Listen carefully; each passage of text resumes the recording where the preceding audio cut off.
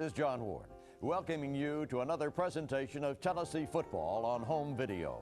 The story you're about to see unfold is one of adventure and achievement. It's the story of teamwork, commitment, and the will to win. Doesn't need a lot of... Oh! He took a weapon!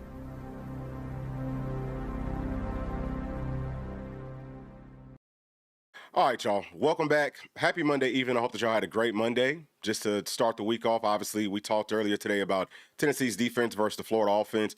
Broke that down in several different ways. Hopefully, y'all were able to catch that. A little bit of technical stuff. We kind of toned that down some this week because I know that some of that stuff people might not even understand it. But I do want to put the information out there just so y'all can have it. But this is a matchup, man, really just from top to bottom.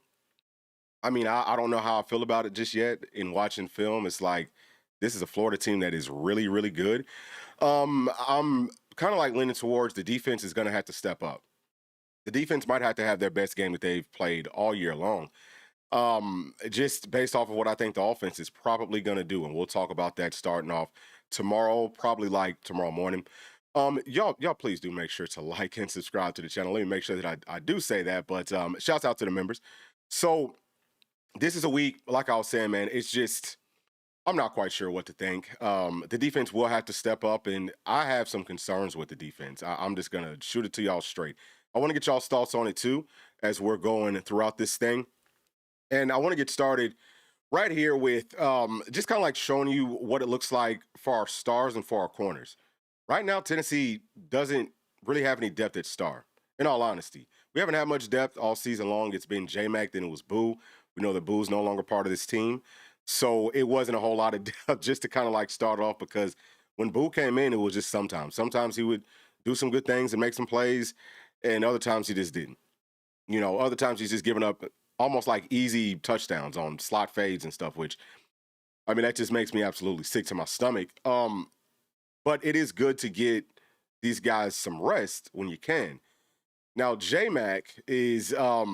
he's what, like a redshirt senior now? He played some star previously at Temple. He's come here. He was mostly playing at outside corner for us. So he's kind of like thrust into that role of being our starter at star pretty much over the course of the year, right? And I don't think that, honestly speaking, that I don't think that he's played too well. I don't think that he's been very good. His coverage hasn't been great at all, like at all. Star's been one of the biggest problems with our defense from top to bottom. But now that Boo's gone, who's going to come in to, spell J-Mac? Is there anybody that can come in to spell him? It doesn't really, I mean, these are the options. So backing up, J-Mac at star number one would probably be William Wright, who 6 feet, 198. He's a walk-on guy. I think he's also a redshirt senior. He's been with the team for a long time. He's played some outside corner. I don't love what he's done at outside corner. To me, he's much more of a star. I don't know why we weren't putting him out there previously. To me, it just doesn't really make any sense. When you know that you've got some problems from a depth standpoint, why not get guys out there that you feel like, hey, man, maybe they can help us out? It's just something that the staff, in my opinion, they just have totally whiffed on. But outside of that, it would be Montrell Bandy, who is a 6'3", 194-pound walk-on. I think he might be like a redshirt sophomore, maybe. I don't know if this is his last year or not. He has good size, but he's only played in like mop-up duty. I don't think that William Wright, maybe outside like the orange and white game, I don't think he's played too much star. So you could look at our cornerbacks and you could say, okay, well, maybe some of these guys can play. I think Colton Hood maybe could do it some, and maybe you bump J-Mac to outside corner some. Maybe that's an option. But I don't know if Tyler Redmond is really a star. I mean, he's lined up and played inside the slot before this season. But I know that he likes outside corner. All right, I think he likes that better. And then you've got Tim Merritt, Trey Poteet, and Dylan Lewis. Those are guys that haven't really played too much either. They played a mop-up duty. Tim Merritt, he came up as a safety. We've been moving him around. Right now he's playing outside corner. I don't know how he will look at star, but maybe he can get it done. It would be probably pretty new to him. Trey Poteet, he's been playing outside corner in spring. I think he was playing some at star. But I'd say that he's got a little bit of a ways to go. And Dylan Lewis, he's been playing at safety. Or he played at safety last week. I think that before that he was playing some star. But again, none of these guys, none of these freshmen have played really any time in real moments. That's a problem. That's a major problem because you have to be able to run nickel some. With this Florida offense, they love to spread the field out. They're going to do a whole lot of one tight end personnel sets, and I'm going to show y'all how that looks here in just a second. But a whole lot of those personnel sets where you need some people out there that can cover there. They've got a very fast wide receiver group. You need people out there who can actually cover them. You know what I'm saying? Like people who can cover them down the field. And maybe not all the time, but you're definitely going to need it some. So this is, I don't even know if this is even like the biggest issue, but it is definitely a big issue. So y'all can see their personnel in the top left. But I would just say that, dog, maybe we do have to run a 4-3 more. We've talked about this for like weeks now because you got Jaden Pete, who's looked really good playing out in space. Just looks really good playing at linebacker, period. This is a team that you don't want to let them start running because they can run the football. And if they can get that going down the field, it's really tough. You don't want to have to dedicate too many people to the box because of the speedy wide receivers, because of a quarterback with a really big arm that can throw it. I mean, he could probably throw the football about 85 yards. I'm talking about Lagway. And they got guys that to me seem like they're probably like 4-2. Seems like all their wide receivers are like 4-2 guys. So it is concerning that the staff has mismanaged things. Like I think I was starting to say last weekend, I mean, our starters can't get the job done quick enough for us to get them off the field and start working in some of these young guys. I actually think that on defense, we probably could have tried to work them in more. It's been a terrible, terrible job from that standpoint by this staff. And I don't know what it's going to take for them to get that figured out. Let me tap into the chat because I've got one right here from Blackout Jones saying that somebody is going to have to grow up real quick, unfortunately. Yeah. But this is the problem, though, and I'm right there with you. Like, that'd be great if that could happen, but I don't even think that that's an option at this point. I really don't. I don't think that they'll play any of those freshmen. Not at this point. Not down in the swamp, night game. I don't think that that's going to happen. I just really think that it's probably going to be J-Mac and William Wright playing at star. That's going to dictate a lot of the coverages. To me, it probably should be zone anyway. Y'all see that one of the weaknesses I have for the Florida offense is cover 2. So we're going to have to get good at that. And then, like I was starting to talk about, man, run more 4-3. Excuse me. Go to your base defense more. And not 3-4. I don't think 3-4 is going to work for the personnel that we have right now. I don't think it's going to work, not in this game. We're more of a 4-3 team at this point than we are a 3-4 team. Last year, we could have done both. Like we really were, hey, it's 3-4 sometimes it's more 4-3. And we didn't really miss a beat. This season, I don't think. And really, man, it'll probably help the entire defense out if that's the move that Tennessee wants to make. So I'm hoping that that's what they try to do. But outside of just secondary, okay, because I think that if you look at the secondary, Tyler Redmond, I mean, outside of like the first few games, like I've told y'all, I think that he played relatively well in those games, but he's been playing great here recently. For the back half of the year, he's been playing very well. He's been doing what he's asked to do. And I don't think that he's missed too many things. Colton Hood's been getting targeted more. I'm not saying that he's playing bad because he's not, but he is getting targeted more. We all know that he's got the calf thing. I mean, he's been playing through it, so hopefully that's fine at this point. But it's not a whole lot of depth at cornerback anywhere. Not a whole lot of depth really with the secondary. Our safeties have started to play better. Andre Turrentine, I mean, he's a sometimes guy, and I hate to call him out, but shit, man, the season's over with. Excuse me, the season's over with pretty much. It just is what it is. I like what I've seen from 15. I like what I've seen from Sidney Walton. Those guys have shown some good flashes playing at safety. Will they get to play more? I don't know, but I think that they should. I think that you just got to play your best players. So that's pretty much what it is for the secondary. It's just not that much depth. It feels like the younger guys are starting to figure it out. They took their lumps early on, but now they're starting to get it, which I just wish we could have done that for the rest of the daggum secondary, or for some more players in the secondary. But anyway, I'm very concerned about Tennessee's front four. Very concerned. Because they've taken gigantic steps backwards from the start of the year, which is mind-blowing to me because we got healthier. You know what I'm saying? Like, we get back 2 of our 3 best defensive tackles, and somehow, maybe it's just because we're playing up against better teams. I don't know.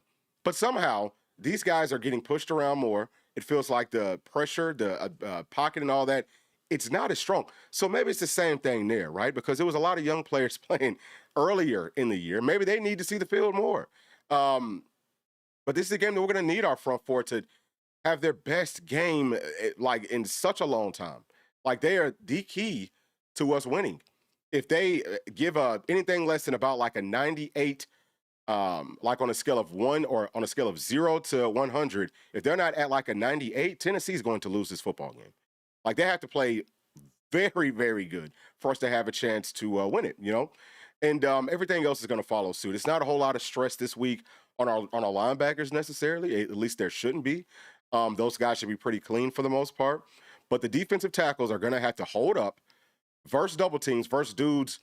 I mean, man, look, like, let me show it to y'all. Let me show you how their offensive line looks. I'm about to pull this up so that y'all can see what their two deep is. All right, so boom, right here. Everything in red is their offensive line. Y'all can see their sizes, right? Look at number 70, 365 pounds. You can also see their Pro Football Focus grade. I never tell y'all that, but the Pro Football Focus grades are there as well.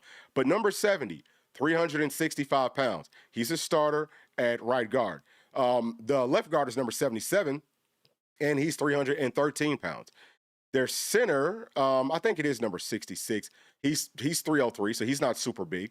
But then you look at their, tackles. You got guys 314, 340. You got guys at 333, 320. So the whole point here, and what I'm trying to say, is that these are big guys that are going to be double teaming defensive tackles.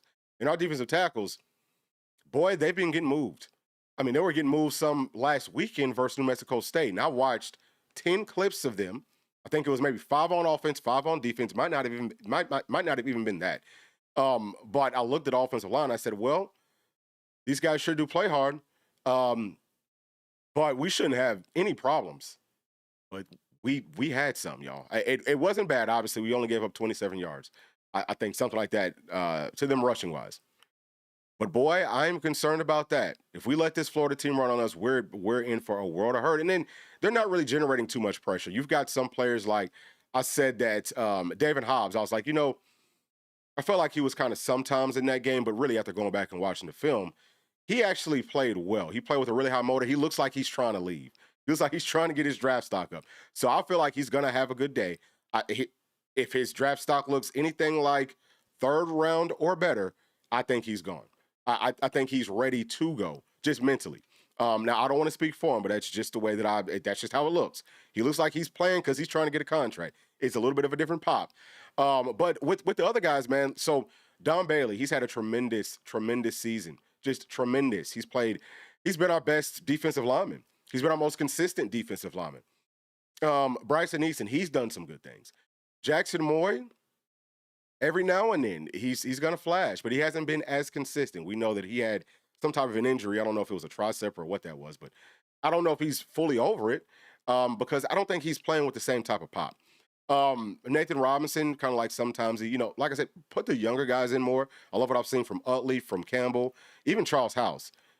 You might not want to do it in this game, but bro, if you want to win, I think that we might have to rotate them a little bit more frequently. And then for our defensive ends, Tyree West has kind of fallen off some. He hasn't gotten and generated as much pressure. Joshua Josephs, same thing. Now, it feels like to me, maybe they might be banged up. I don't know. Maybe it's something that they're dealing with that they're not talking about. But something's off. Something is for sure off with our defensive line. And that's going to be a major, major problem in this game. Because Florida's passing offense, like we've talked so much about just like their running game, but their passing offense, people are open like a lot. They have people open on, I would say, there's got to be close to like 90% of their plays. Somebody is pretty much wide open. And I've watched a whole lot of film. That's like versus everybody. But they don't always get to them with their reads. Some of that's because of the pressure. Some of that's just from the quarterback thinking maybe there will be some pressure. Coach Banks will have to dial up some blitzes in passing situations and make them feel like, hey, we've got to get the football out. Even if we're giving up, even if we give up a touchdown on the opening drive, you better instill the fear into the quarterback's heart early on that even if you got to take a 15-yard penalty, he needs to feel that.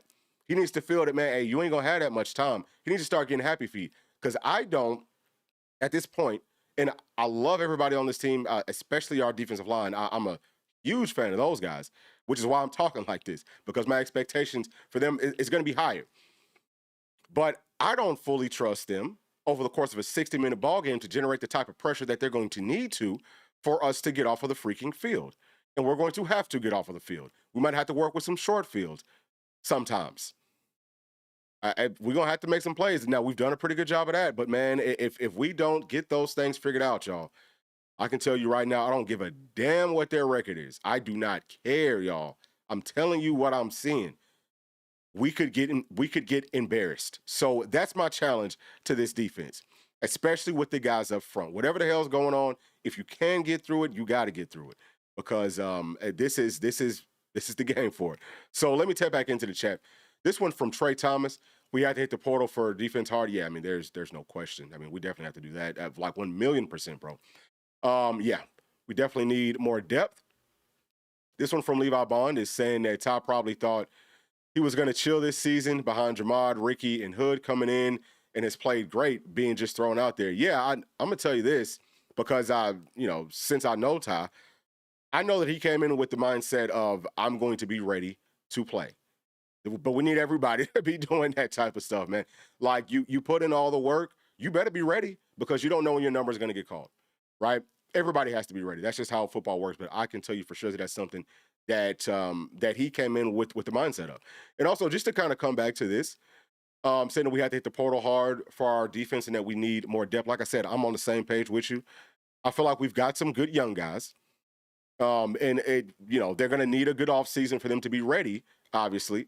But yeah, I mean, there are some people, and again, I hate having to talk like this, but we just got to keep it real.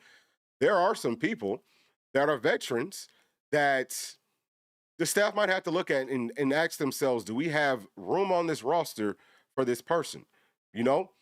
Or if they're going to stay, are we overpaying this person, and are they willing to come back on a discount? Because that would be great. That would be perfect. But yeah, there are several people, like, we have to upgrade. Like, the people have been so hard on Coach Banks. I mean, from a talent standpoint, yeah, if you look at things on paper, it looks really good. Like, here, I'm about to pull this up. This defense on paper has 27 blue chip caliber players. We get this from 24/7 Sports. Okay, a few of those guys aren't playing. So I think that he is. I'm not sure if he's counted as a 3-star in this or a 4-star in this, because with 24/7 Sports coming out of high school, he was a 3-star. But I think in the transfer portal, he was a 4-star. Ricky Gibson, he's a guy who's down. He's a 4-star. Like we talked about with some of our defensive tackles. Jackson Moy, I think he was a 3-star. Who else was out for us earlier? Somebody else was out too that I can't think of off the top of my head. But yeah, I think that he was a 4-star, whoever the other guy was that I'm thinking of. So sorry that I'm drawing a blank, but I did want for y'all to see that, hey, there is some talent, but the talent is young. But when's the last time that he had a defense with really like a bunch of highly rated players that were more like veterans that had time to really be able to work through this system? I mean, you could say last year in some spots, but I would say not so much. So, like, yeah, we're going to have to upgrade. Like, there is no question about that. And P and I, we've been talking about it. I mean, look, we want to finish this season strong, but kind of like not totally mentally checked out, but already for sure looking ahead to who can we go and get. And understand something, man. Like, don't wait for players to hit the portal before you think Tennessee has a chance to go and get them. Because let me tell y'all something, man. You can go and get whoever you want on any roster if they're coming back to play college football. The portal stuff, that don't matter. The people who are going to be hitting the portal, the ones who are good, they'll probably already know where they're going. They're going to have a list of schools that they want to go visit. And we have to tamper. We've got to entice people to hit the portal. So I don't give a damn what team they're on right now, if they're in the portal or not. If you like them, you better go find the ways to bring them over. And you better be smart about the money. You need to know where the money needs to be allocated to, where it needs to be spent at. Number one's got to be at safety. We've never really had like the high level safeties. We got some good guys coming up in the 2026 class, but you need guys who can play right now. And, we're going to need some depth and some upgrades in some other areas, I think, as well. So let me go on to this one right here from Tony, saying our safeties are the worst group on defense. So Tim Banks does not coach safeties, okay? And I've said this a whole lot of times on our streams and on our videos. I know that people think that Willie Martinez is coaching safeties. All right. Tim Banks is the defensive coordinator. He might work with the safety some, but he's going to be working with everybody some. You know what I mean? He's not coaching safeties. So, I think that we have to get better there. Coach E.T., he's the guy. He's been coaching our corners, I think, pretty much since our corners have been good. I want to say that he's kind of taking over that role maybe from the year. It might have been in 2023, or was it 2024? I think that it was in one of those years. I'm not sure if he officially just took over this season, but he's been the main guy there since we've been good. Okay. So yeah, coaching does make a difference. I wish that he could coach the entire secondary, and I wish that some of the other coaches up there would be more of hey, we're going to ID talent. We're going to go talk to the parents and stuff. But maybe the game's passed them up, and they're not doing as good of a job with the on-the-field coaching. But it's not Banks is really not coaching safeties, y'all. I know that is still circulating out there. Please spread that message so that people know that that's just not what the case is at this point. All right, so Trey Thomas, he's saying that we need help all around on the defense, to be honest. Yeah, I would say the only spot that I feel really good at is at linebacker. Obviously, cornerback, I like our two starters if Ricky Gibson comes back next season, because Colton Hood's gone. But if Ricky Gibson comes back next year, you feel okay, we've got two good corners, but you need the depth. Now, I like the way that some of these young guys are trending that are backups at this point. I think that they'll be fine, but, you just never know. So you probably need to go out there and get some more guys. You definitely need to find you a true star, if not 2 or 3 stars, because I was kind of thrown off about why isn't Trey Poteet or Dylan Lewis playing a star right now. Maybe they feel like Montrell Bandy's going to be able to get that done for him. I don't know. I'm confused with a lot of the moves that they're making as a staff. I hate to try to undermine them because I'm not inside of the building, but I think we're all kind of seeing some of the same stuff. It really doesn't make too much sense. But yeah, they're going to have to definitely do that. We already talked about safety, and they are, like I said, they're bringing up some really, really good players. Defensive line, you need some defensive freaking tackles. You're probably going to need some defensive ends as well. You might have to upgrade some there in some spots, or you might, I don't know if Caleb Herring's going pro or not. So yeah, you're probably right. We probably need just a little bit of everything outside of, I would say, linebacker.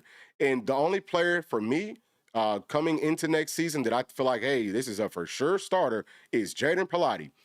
Who's going to be the other guy? Because a lot of folks have said Edwin Spillman. I think that he's played very well. Super proud of him. But Arion Carter, he's going to have to be back. How does he look pushing for that spot? How does Jordan Burns look? Because Jordan Burns, he's starting to come on too. I know last weekend it wasn't the best competition, but man, he's got that probably the highest ceiling out of all those players. Him and Jaden P probably have the highest ceiling. What does Jaden Harmon look like with a really good offseason? He's going to be a stud. And then, the freshman that we're bringing up, TJ White, playing at Mike. Bro, listen, you want to talk about a dude that's going to come up at 6'2", 240, solid as a freaking rock, and he can move and he can play Mike. And I'm talking about for real play Mike, almost like NFL types of Mike where they can move around and cover and stuff. Dog, Jaden Pilati is the only guy that I'm looking at right now, and I say, okay, as a linebacker, he's one of your guys next season who's going to win that other spot. See what I'm saying? So, yeah, I feel confident with that part of it. And we know that linebacker has been a bugaboo for this team for, to me, such a long time. So it's going to feel good to have that much depth if we can hold on to everybody. So Tony's saying that if we can't run the ball, we have no chance. Yeah, so we're going to talk some about the offense. Obviously, we're going to talk a lot about the offense tomorrow. But, yeah, we're going to have to be able to run the football. There is no question about that. Blackout Jones said we have to do better in the run game because, yeah, that is a fact. Green Wave saying go Big Orange, go Vols, spitting some truths. Yes, sir. Yes, sir. Appreciate that. Yeah, this is running back number 13. He is a dog, okay? I've seen him, man, whenever you're watching football, breaking down film, it's certain things that catches your eye with how people are blocking, with how they're hitting, how they go into contact. Bro, he's all about the contact. I love the way he plays. He's a guy that, look, I don't know that we need to go get a running back out of the portal, but if you wanted to, he's the guy. You know what I'm saying? He is the guy. Go and try to get him because he's just a sophomore. All right, so Green Wave is saying that we got some good running backs.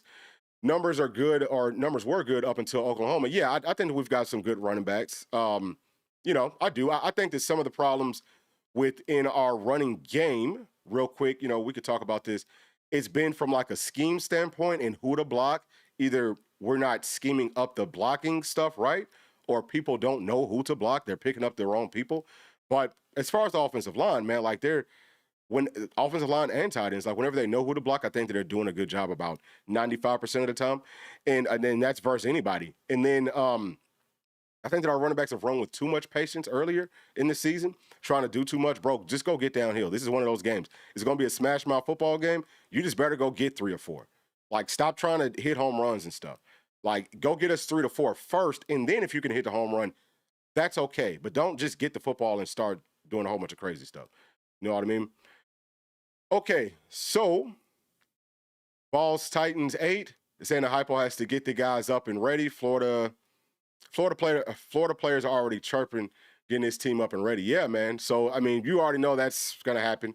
Actually, it was a clip. I don't know if I saw it. I saw it somewhere on social media of Florida back in was it in the 90s or like early 2000s when we were going to play them? Might have been in the 90s, but their players were just chirping. You know what I'm saying? Like, they would, because that's what they do. Because that's what you're supposed to do in these rivalry games. You're supposed to talk the talk and then walk the walk. Now, I am a little bit disappointed that we've had some players talk some trash to our team. We haven't really proved it to them on the field. We haven't, talked with our pads and stuff on the field. So there's a certain edge that this team does need to have more of. And we'll find out, man. Like, we'll find out if we got it. I think the team kind of is what it is. But like I said, some of the younger guys, they definitely have that, and feels like they're starting to figure it out. So it's time for them to probably play more. All right, so this one from Charles is saying that T-Lander needs to get that coming to Jesus moment. So I think that Jeremiah T-Lander is a guy that it definitely gives his all. You know what I'm saying? I definitely think that he does. From like a physical standpoint, in some ways, he might be maybe getting passed up. But this is a really good game for him, though. Because whenever you have your linebackers, they're going to be more clean and you can just get downhill.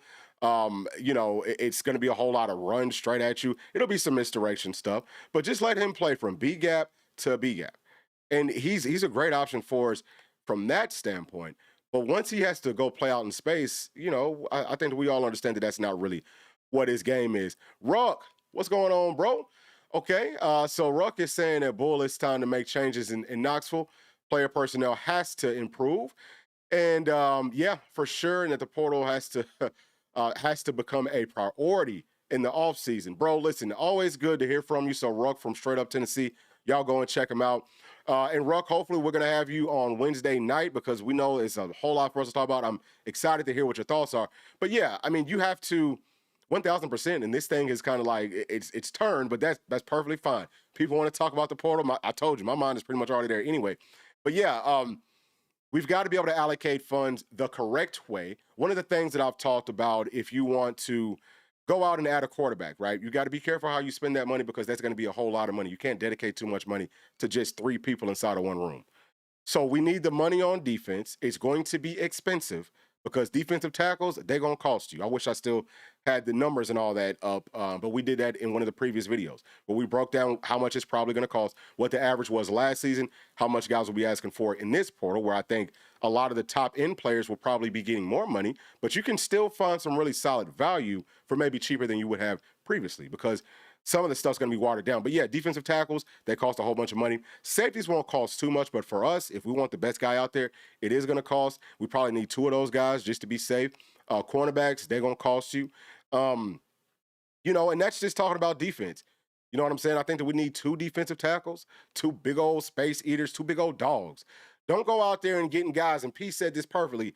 I don't really like, and it's cool if it works because sometimes this does work out. We've had some players that were previously like a linebacker. They gained weight, like Bryson Easton. He was a linebacker or maybe even a safety. Gained the weight. Now he's a really good defensive tackle. I want to say that maybe Big O, was he one of those guys that played something else? Either way, we want guys that have been big for their whole lives. Okay, go get some big human beings. You cannot play football these days without those guys. I don't know what the hell we were thinking. And maybe it's just on the strength team. I don't know, but I'm really, I've got a bad taste in my mouth. I want for things to get better. And what I saw last weekend, I know we had a lot of guys that didn't play. You could say, well, they weren't motivated for the game. I don't care, bro. Like we should have been able to go out there half-assed, and it should have been over with after the first quarter. But the fact that it wasn't, it is concerning to me. Have some people tapped out? I don't know. But yes, I am excited for the portal. But we got to be smart with who we hold on to, with who we can see, hey, these guys, they can help us. And like I said, like it might be some veterans that you might have to cut ties with because you need that money to go out and add some of these studs. Okay, so Ruck is also saying that he just feels like we never that we've never taken full advantage of our resources and attacked and been aggressive in the portal. Is now or never. Look, I think that that's an excellent point, and you are 100% right, which is why I love hearing from you. 1,000%. We've been pretty like laid back inside of the portal, and I guess for like different reasons. But this is a season that I fully anticipate is going to be the total opposite. I fully expect, and if it's not like this, I'm going to be heartbroken, y'all. But I fully expect that as soon as the portal opens up, maybe within like a couple of days, we start to hear about, oh, this player is visiting Tennessee, that player's. It should be about 10 players that are already talking about visiting Tennessee. They're coming on their visits. We show them what they want to see. Show them and tell them how much money they're going to be making. Sign the contract with some stipulations that we've learned from the Boo Carter situation. Hey, you got to show up because if you don't, you're going to owe us some money on that back end. You got to put all that in there. If we weren't doing that before, I don't know why, but that's just common sense. Sign the contract, push out them damn graphics and, get all your stuff, get your family, come on up to Knoxville and let's go to work. And let's go win this championship. You know what I mean? Like, that's how it should look. It should be pretty freaking quick. That's what I'm hoping is going to happen. All right, so this one from Tony. Ballquest says that he coaches safeties.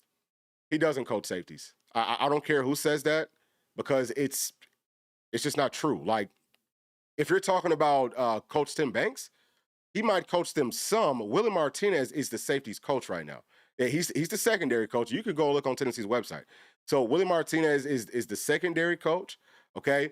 Tim Banks is not even mentioned as he's the defensive coordinator. So yeah, his background is with safeties. He's going to work with the safeties, but as far as who's really coaching them day in, day out, it is Coach Nez, all right? And Coach E.T.'s coaching corners. And I don't know what Coach Allen Williams does. He probably helps like a little bit of everybody. Okay, so this one right here from Christopher Welch.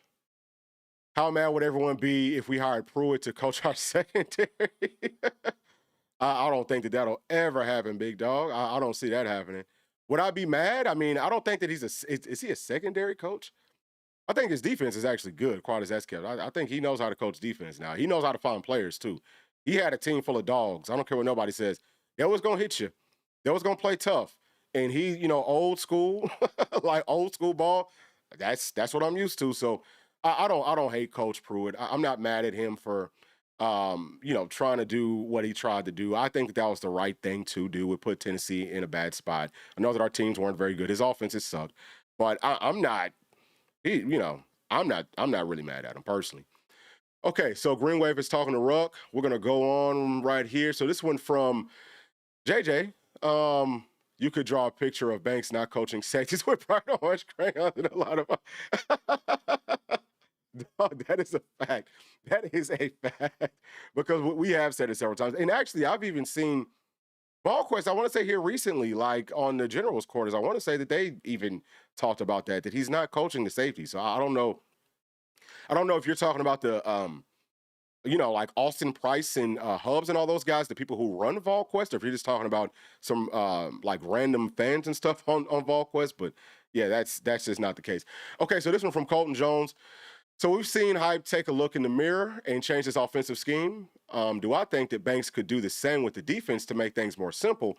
He seems to overcomplicate things. I think that it's something that he probably should try to do because I really like, there are some things that I like about his defense. So I feel like defenses need to be multiple, but it also needs to be simple. So like you could be multiple with your fronts and multiple like with different blitz packages. But I think that some of like the checks and all of that should be more simple. Some of the way that we're running the stunts and all that, just yes, make it more simple. I don't know that he will do that. I know that, and he actually has, like he's done it. If you think about our defense last season when we had Keenan Pili, dude, that was a complicated freaking defense, okay? And then once Pili went down, Coach Banks dumbed it down. We weren't doing as much. Same thing this season. We started off wanting to do a whole bunch of man, which man isn't necessarily complicated. Some of the stuff can be, but it's not necessarily that mentally complicated. but we changed that to running more zone. So I think it's taking them some time to get figured out what best works for the personnel that we have, because nobody comes into the year with the anticipation that we're going to, be playing the players that we played in so many spots, especially so early on. But now that we figured it out some, I think that the defense is taking steps forward. I really do. It feels like the defense has been taking steps forward. The offense has been taking steps back. It really feels that way, which is why the defense is going to absolutely 1,000% have to have a tremendous game coming up. Because I think that, we'll talk about this on Tuesday. I think that the offense is going to run into some problems, man. I really do. I'm concerned. This is going to have to be a just like tremendous coaching job from Coach Heupel. I don't like what I've seen for the past couple of games. I really don't. Versus Oklahoma, felt like he wanted to showcase the passing the football down the field offense way too much. But then we came back last weekend and we did the same damn thing. Bro, you've got to run some real route concepts. We have to do that. We can't force it down the field so much. You've got to stick to the run. You've got to find a way to make the running game work. You're going to have to be just like content with forget about the tempo this week, y'all. Forget about the freaking tempo. I don't know if I ever want to see us running tempo unless it's like 2-minute drill. We need to run the clock all the way down and keep Florida's offense off of the field. We have to do that. So run the football. If it's 2 yards, 3 yards, okay, so what? Do that 2 times in a row. And then on third down, it should be third and manageable. And then mix it up. On the next drive, maybe you start off with like a play action or with just like a straight drop. But you can't have everything going down the field vertical. They're going to run a whole bunch of 2 deep safeties, and we're going to throw a whole bunch of interceptions if we do that. And it's going to be a long, ugly day. I'm not it's something that we'll talk about. Obviously, I feel like we can win. I feel like the offense will find some success. But I don't like the idea of running a whole bunch of tempo and stuff in a game where I don't know how much that's going to benefit us. Honestly, don't. Okay. So this one right here saying that David Hobbs looked good Saturday. Granted, it was New Mexico State, but hoping that he carries that to this Saturday. I do too. And I feel like he's one of the guys that I think that he probably will. Like I said earlier, it feels like to me he's trying to work himself into an NFL prospect with these last few games. He missed that was the other guy was David Hobbs. So I just now thought about it. But the other defensive tackle I was thinking about was David Hobbs. But I think that he's going to try to go. So, we're going to need for him to step up. We really, really are. Somebody's got to step up front.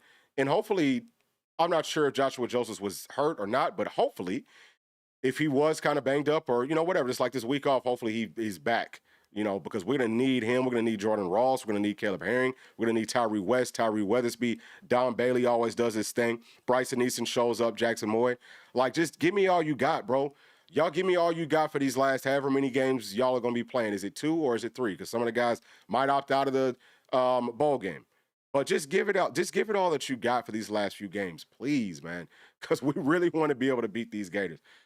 All right, so Colton is saying thanks for all the great work. Love your vids, man. Well, thank you so much for that, Colton. And thank y'all to everybody that is joining us, everybody that's tapping into the chat.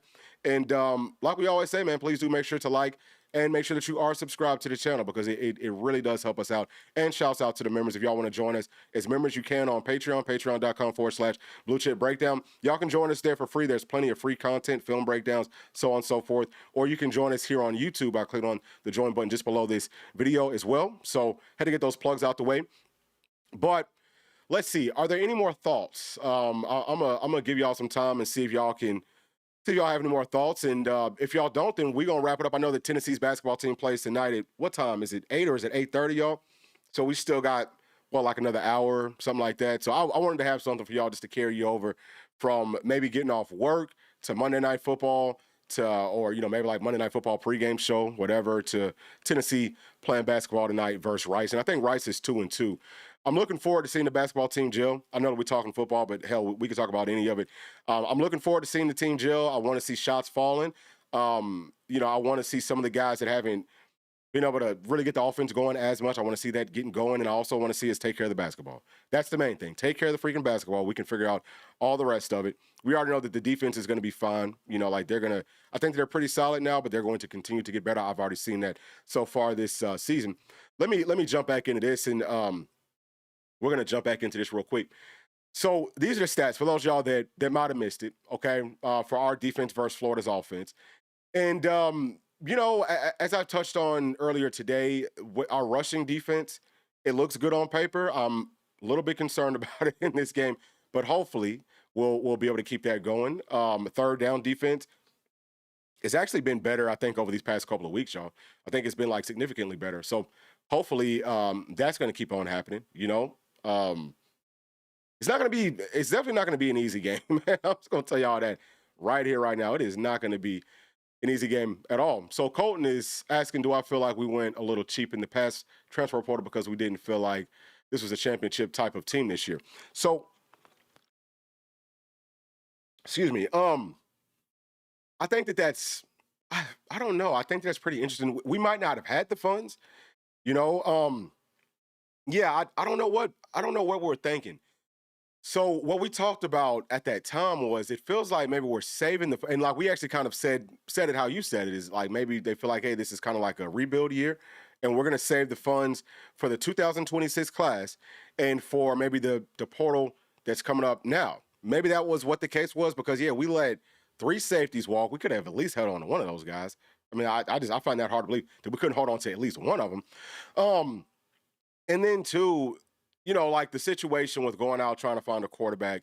In that situation, we would have had to pay so much to bring in a guy that was a veteran, like a proven starter that wants to be one and done and go into the league with such limited time to work with. So it was kind of like a blessing the way that things worked out with Joey because he was looking for a home anyway, so we didn't have to spend too much money there. So, I mean, look, I think that the staff has done a good job given some of really given a whole lot of the poor circumstances. But, yeah, I really couldn't tell you why we didn't spend as much last season. But, we definitely didn't. At least it didn't feel like we did. So this one from Jeffrey. Thank you for that. How did I become a Tennessee fan? So my dad is from Tennessee.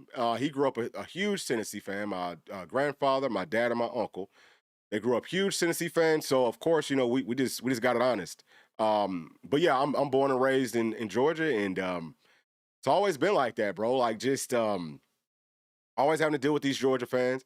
So I grew up in the 90s when it wasn't, that was no thing for us to be Georgia. That was just like an afterthought. And, you always hear the Georgia fans, oh, this is the next Herschel Walker. This is our year. Like, Georgia fans haven't changed. They've been the same way, all the barking and stuff that people are just now starting to see because of social media. Like, the whole world can see that foolishness now. I've had to deal with it for my entire life. So that's why I can't stand them. But, yeah, diehard Vol, man. Always have been, always will be. So this one right here is asking, do I think that the whole Boo drama has affected the defense? Maybe things improve if some of the guys who didn't want him back felt betrayed by the decision to let him stay initially. Yeah, I think that's probably possible. I've had some conversations and talked to people.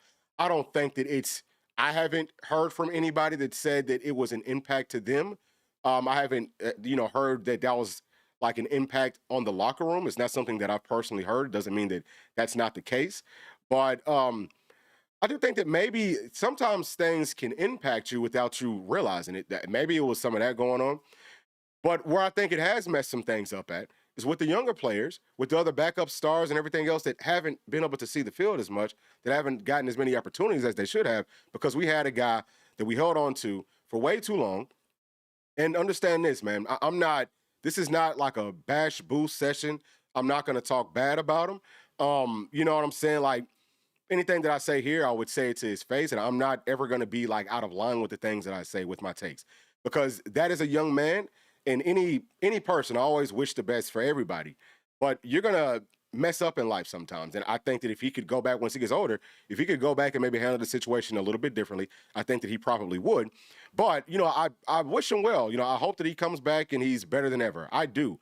But I am upset with the staff for the way that they handled it. Like, they totally mismanaged that. And I was on the other side of this earlier.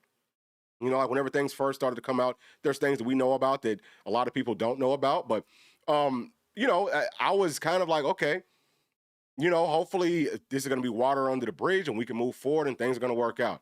But that's just not how it played out, obviously. And it sucks for the whole team.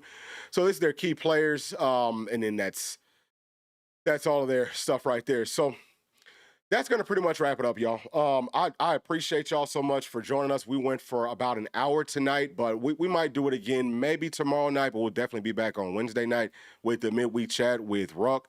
Hopefully Timmy G and J-Pack can join us for that as well. But with the let me actually take this thing down real quick, my bad. But so with the midweek chat, we want to hear from y'all. You know, it's going to be just about answering y'all's questions, get into the chat. We'll have a couple of topics that we can talk about as well. But it's just about y'all. So tomorrow we will have the video out breaking down Tennessee's offense versus the Florida defense. I'll tell you what worries me. You know what I said? I'll break it down and all of that. And we're gonna try to find a way to win, baby. You know what? We're not gonna try. We are, because to try is to fail. We're gonna find a way to win this damn football game. But y'all please do us a favor and make sure to like and subscribe to the channel. And we'll be talking to y'all tomorrow. Thanks. Peace.